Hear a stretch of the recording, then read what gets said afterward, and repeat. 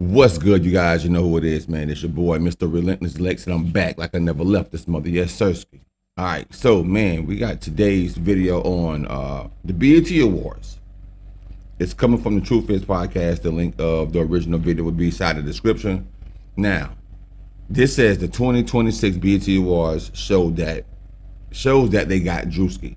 That meaning that Druski have sold his soul, I'm assuming, and he's the next one up when it comes down to the comedies, skits, or whatever, you know, the things that he does. I think they said inside the awards that he's on the Forbes list now. Somebody said that inside the awards or somewhere during the show. I think Ice Cube has said that Druski is on the Forbes list for doing what he does as far as like being a skit comedy guy. Now that's fire, bro. That's fire. But the thing about it is now people are saying, is Druski going too far with some of the things that he's doing? Or that's him being who they want him to be? Nah, it's been a lot of different signs inside the BET Awards this year for what the video is saying. And we're going to learn all about it, man. Let's go. I can't wait to see what's popping on this video. What Druski just did at the BET Awards proves the industry has officially brought him in. Jay-Z, This year's that was funny. Has to be one of the most blatant and obvious productions yet. The networks were pretty open with what they were doing. Today, we're breaking it all down, from the true meaning of T.I.'s King of the South performance to Druski's onstage antics, which went way too far. By the end of this video, you will see exactly what the BET Awards were trying to tell us. The BET Awards have always been one of the award shows the industry uses for its major symbolic events. They love having the fans participate in these broadcasts to amplify their agenda using the energy of the crowd. Another thing they use this show for is to announce their new chosen star to the world, the person the industry has selected to be the next up. This year's award was no different, as this is exactly what we saw. Again, we found strange, questionable imagery in the performances.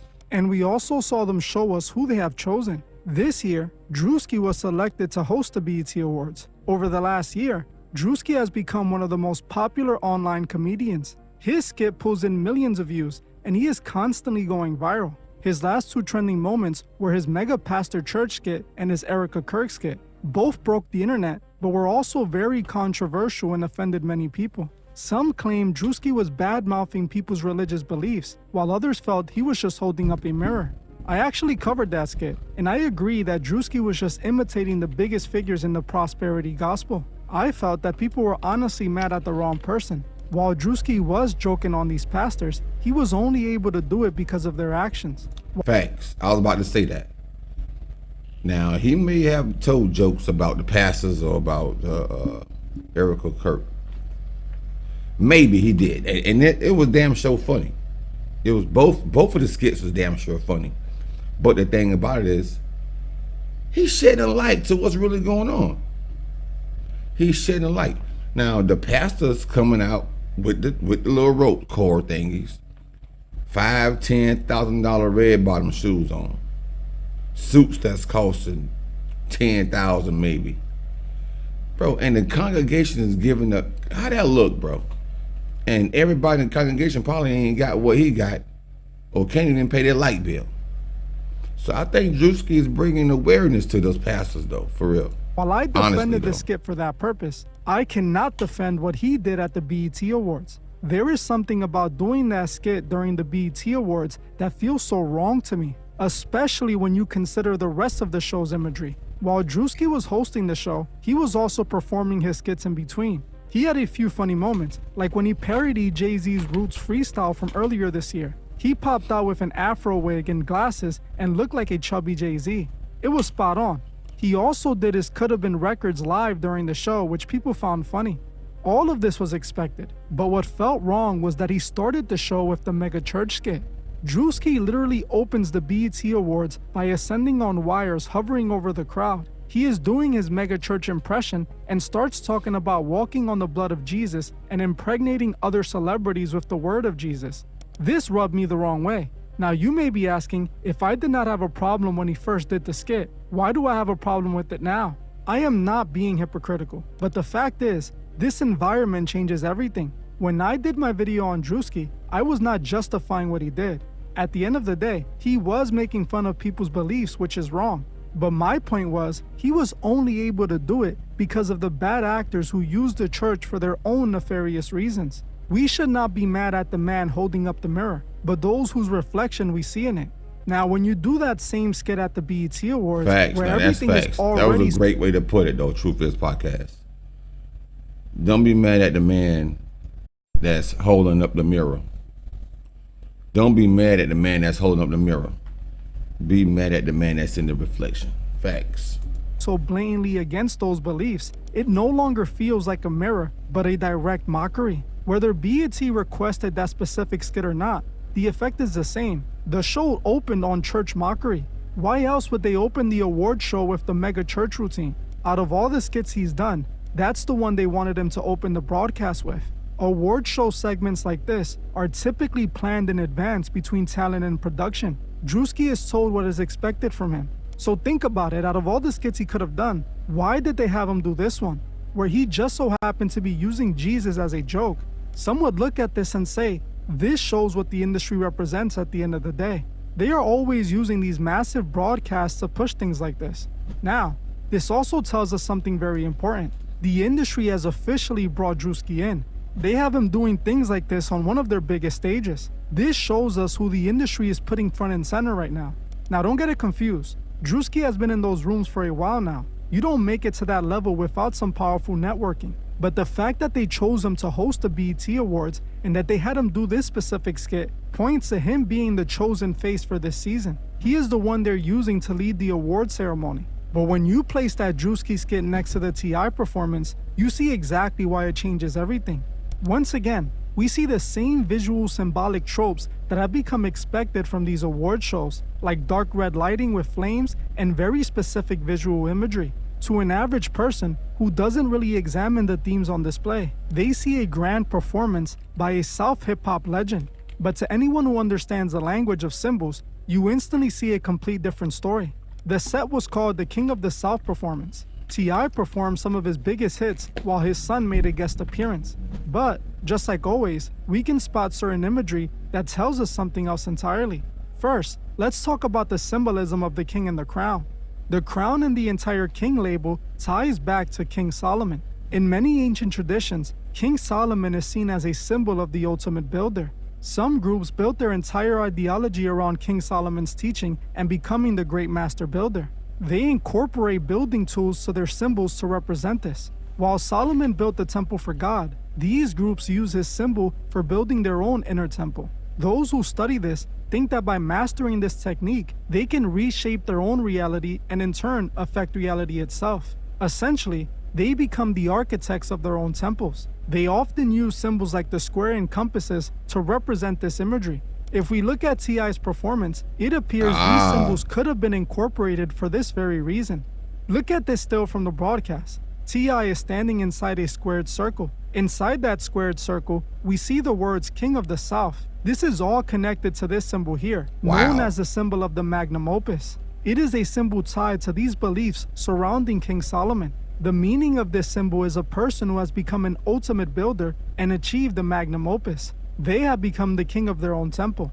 We can also find plenty of black and white imagery, which again ties back to this entire idea. Look at how they show T.I. He is performing in the middle of a glowing circle that is on the floor. When you combine all that imagery together, you cannot unsee it. Now, if you pay attention to the stage at this very moment, you can see they incorporated similar imagery into the set design. Pay attention, because the imagery tells the story openly. We have T.I. sitting in the middle of the squared circle. This symbol closely mimics the symbol for the magnum opus. The entire time, T.I. is performing on a literal square. Like I already said, the square is a symbol associated with these teachings. Pay attention to how they position the square in the diamond position. This is because the square and compasses fit tightly inside that diamond. If you look at this moment here, T.I. is literally performing over what seems to be the symbol known as the Seal of Solomon. We can also see that... I'm trying to figure out though, how... This is like only conspiracy theorists right here, right? Who have time to break all this down like that? How can you see this? I would have never, even if I had known the story of Solomon, I would have never had pinpointed to be that on the floor of the T.I. performance set. That's wild that somebody can actually see through. That's crazy. Behind them, they show this text on the Jumbotron. Now, I don't know why it's there. If you guys have any theories, let me know below. I found it very interesting they included that phrase. Now, my interpretation of the rest of this imagery is that they're presenting T.I. as a King Solomon archetype, a man who has completed the magnum opus and has risen to the level of a master builder. It can be interpreted as a man who built his own temple following these teachings. That is exactly why they have him coming down on the crown down to the square, why he performs on the symbol that represents the magnum opus. I think it's quite telling that BET used this specific imagery during his performance. You might argue that they could have been using this imagery for another reason. The crown can simply represent that he is the king of the South. T.I. has always referred to himself as the king, so that could definitely be true.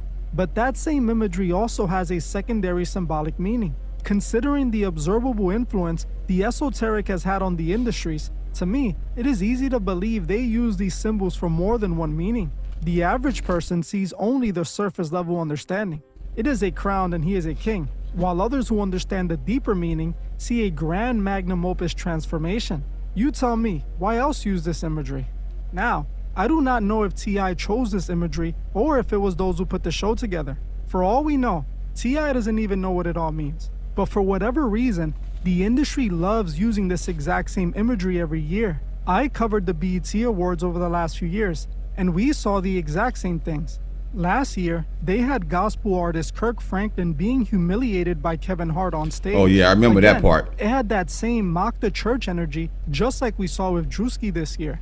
Then we had that. And then when Kevin Hart was mocking Kirk Franklin, he told Kirk Franklin that he don't want to see him gyrating on the stage when he get up to perform.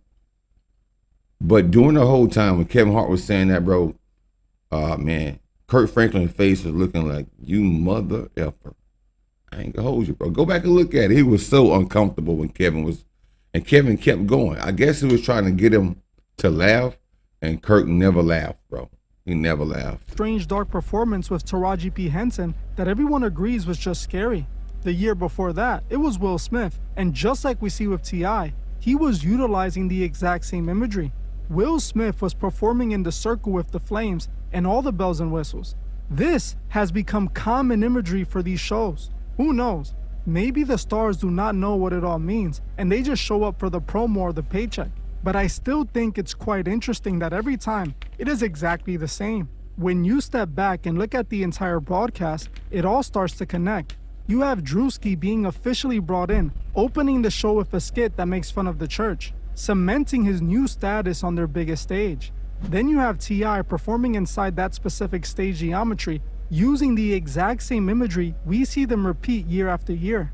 I told you what I think it means. Now I want to know what you guys think. Do you feel like the industry finally officially brought Druski in? What do you think about all this imagery coming from these award shows year after year? I personally cannot stop seeing it. You know it's becoming an issue when the stars themselves are calling it out. Earlier this year, Nicki Minaj went on social media and tweeted out about the Grammys. She called them out for the very things I am talking about in this video. If you saw the Grammys, then you know she was kinda right. From Justin Bieber showing up in his boxers, to CeeLo Green dressed like this, to a bunch of other highly questionable imagery, Nicki doesn't seem that crazy. I actually covered that award show and showed everything she was talking about. That's wild. So if you want to see why Nicki was right about the Grammys, watch this video right now. Yeah, I gotta go check that video out as well. Man, this is a good video, man. Shout out to the Truth Is podcast. Once again, the link of the video will be down inside my description, just in case you guys want to watch the original video. Oh man, I think Druski is on his way to greatness, and of course, I don't think he's selling his soul or nothing like that. He is good at what he do, bro. He is good at what he do, and he's doing what's working.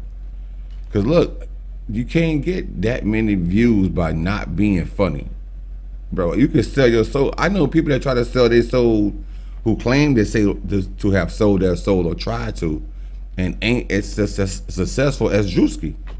So where did they fail at? The guy, he just got it, bro. He just got it, and that's what it is.